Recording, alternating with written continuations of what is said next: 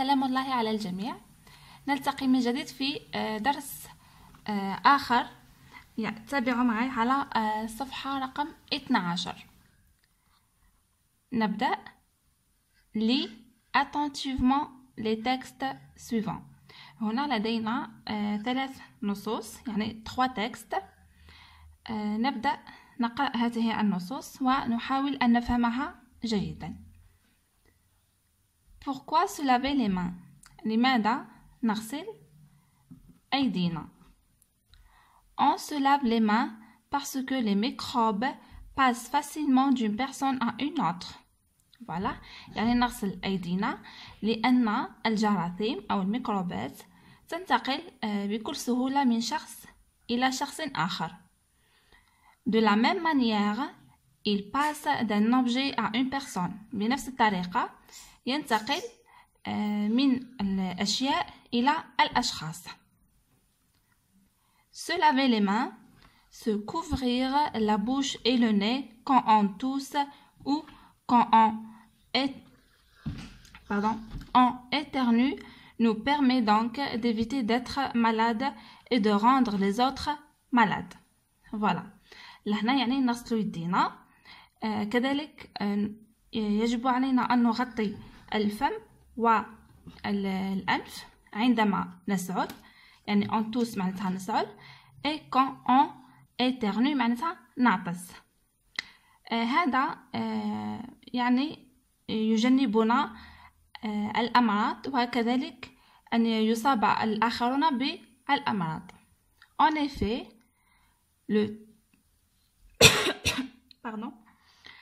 le toussotement et l'éternuement peuvent transmettre des maladies graves. نتيجة لذلك أو يعني العطاس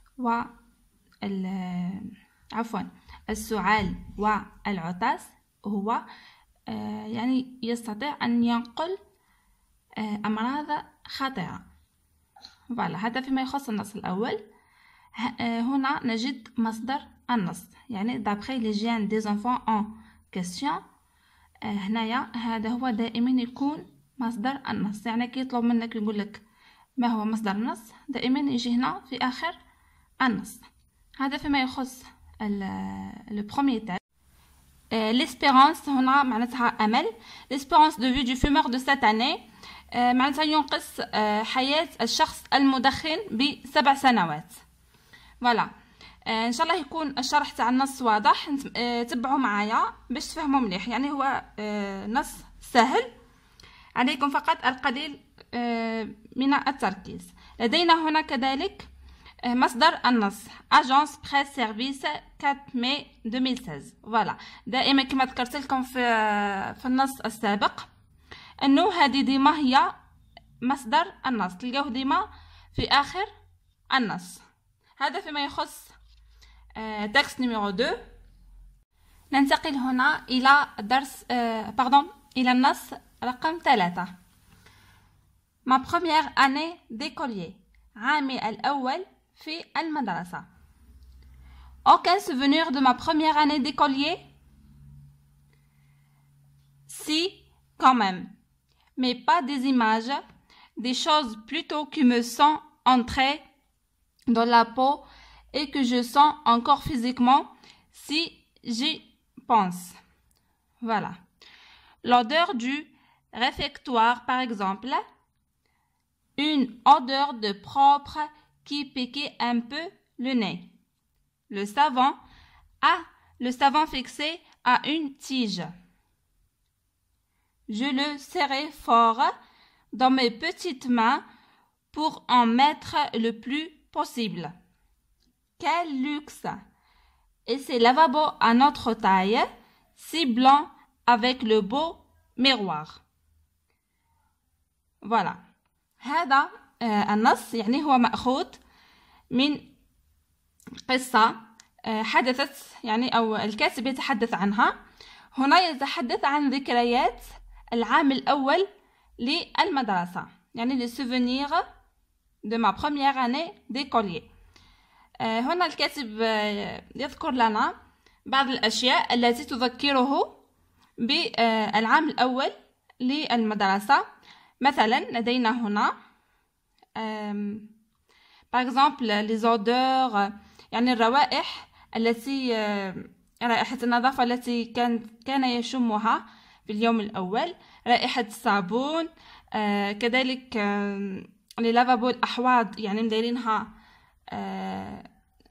ان اوتر تاي، يعني على حسب لا تاي تاع لي زيلاف.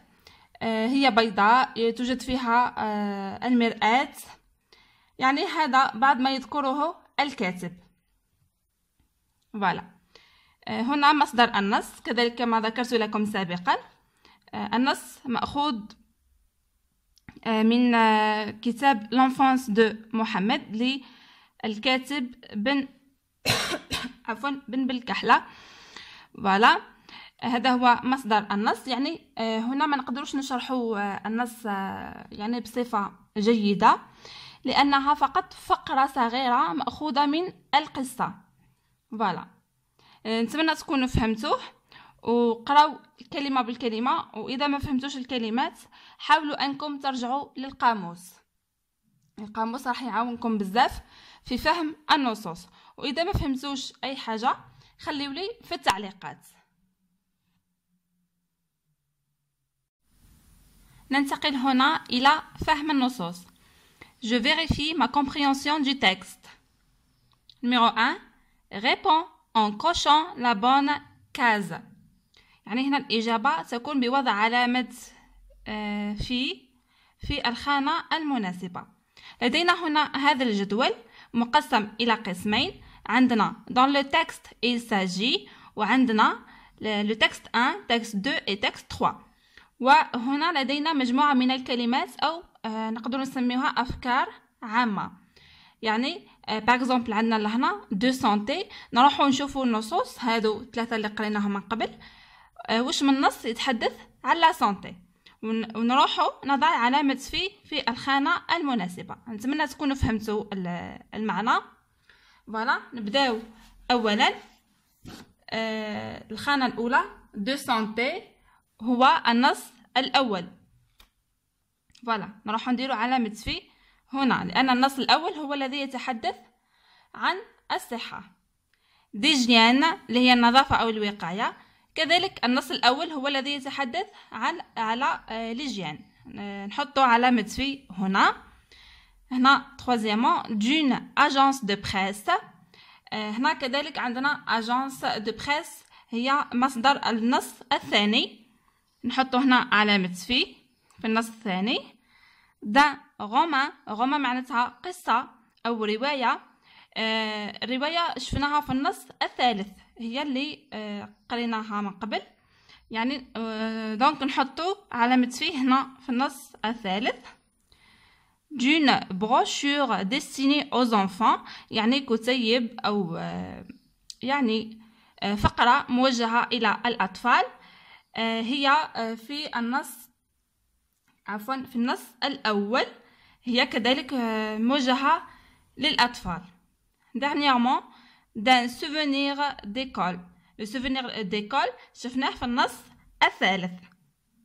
فوالا، يعني كي قرينا قبل النصوص وشرحت لكم المعنى، نورمالمون تكونوا فهمتوا. يعني كي تلقاو كلمة من هادو تفهموا واش من النص رانا نتحدثوا عليه، ونروحوا نحطوا العلامة المناسبة. هذا فيما يخص السؤال الأول. نتمنى يكون واضح، وإذا ما فهمتوش خليوا لي في التعليقات. Question numéro 2. Quel est le thème commun aux 3 textes? Choisis la bonne réponse. ما هو الموضوع المشترك، كما هنا معناته مشترك، بين النصوص الثلاثة التي ذكرناها سابقا؟ عندنا أولا les souvenirs d'école، ثانيا la santé، ثالثا les dangers du tabac. هنا كي نقراو النصوص الثلاثة نفهموا باللي راهم يتحدثوا، او الموضوع المشترك بيناتهم هو لا سانتي، يعني يتحدثوا على صحة الانسان. فوالا، يعني كي تقراو النصوص جيدا وتركزوا معاهم راح تفهموا باللي الموضوع المشترك هو لا سانتي. فوالا، عندنا ننتقل هنا الى السؤال الثالث. complète le tableau suivant en écrivant le titre dans la case qui convient. هنا عندنا كما تلاحظوا جدول مكون من 4 خانات. عندنا ce texte sert à titre du texte. هنا عندنا raconter معناته يحكي أو يسرد أو من القصة يعني. informer معناتها يخبر. expliquer هنا معناته يشرح.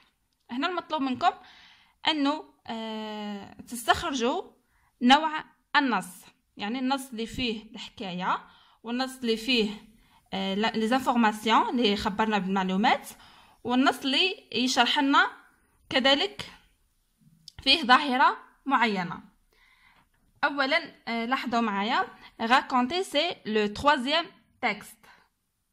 Voilà, c'est ma première année d'écolier. هي اللي نحطوها لهنا باسكو هذيك هي اللي c'est une histoire ولا c'est un roman اللي الكاتب راح يحكي فيه لي سوفونير تاع ليكول تاعو. فوالا عندنا informer هو le texte numéro 2. le tabac tue لأنه يخبرنا بمخاطر التدخين. لدينا هنا كذلك expliquer c'est le texte numéro 1. pourquoi se laver les mains يعني يشرح لنا لماذا نغسل أيدينا. من خلال هذا الجدول راح نتعرفوا على أنواع النصوص. فوالا تابعوا معي جيدا باش تفهموهم مليح، يعني كي تفوتوا تفهموهم من الدرس الأول سي بون، لأن هذا السؤال راح يبقى يتبعكم طيلة السنة، لذا ركزوا من الأول باش من بعد يجيكم سهل. أخيرا ننتقل إلى القاعدة، يعني هذه القاعدة لازمكم فريمون تحفظوها وتفهموها مليح، لأنه المراجعة في بداية السنة راح تسهل عليكم فهم الدروس، يعني ما تخليش دروس تراكم عليكم، لأن الدروس راهي متسلسلة باش ما تلقاوش صعوبة après. Voilà, تبعوا معايا. Je retiens pour raconter une histoire, un souvenir, un événement, on utilise un texte de type narratif. عندما نحكي قصة أو ذكريات أو حدث نستخدم النص القصصي. ناراتيف معناته قصصي. تيب ناراتيف معناته صيغة قصصية ولا نوع قصصي أو سردي، هذا هو اللي نستعملوه في النص عندما يكون قصة. Voilà. Le texte informatif sert à informer. عندنا كذلك نوع آخر من النصوص هو le texte informatif، يعني النص الإخباري. Voilà. الإخباري هنا هو يخبرنا بمعلومات فقط. هكا باش تفرقوا بين informatif و explicatif. عندنا le texte explicatif ressemble au texte informatif à la différence qu'il fournit des explications. Voilà, هما يتشابهوا، لكن le texte explicatif راح يتعمق أكثر في المعلومة ويعطينا شرح أكثر، بعكس l'informatif هو يكتفي فقط بإعطائنا المعلومة. هنا يوجد شرح أكثر. دوك نزيد نشرح لكم أكثر هنا.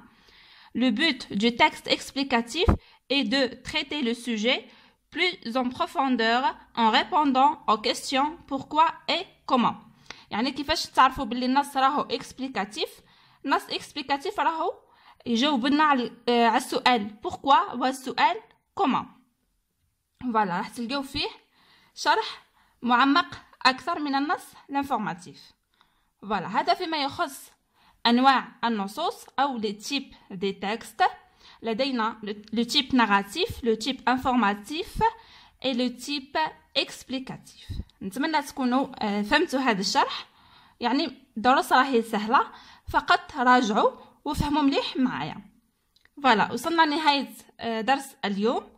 أتمنى لكم التوفيق ونلتقي في الدرس القادم إن شاء الله.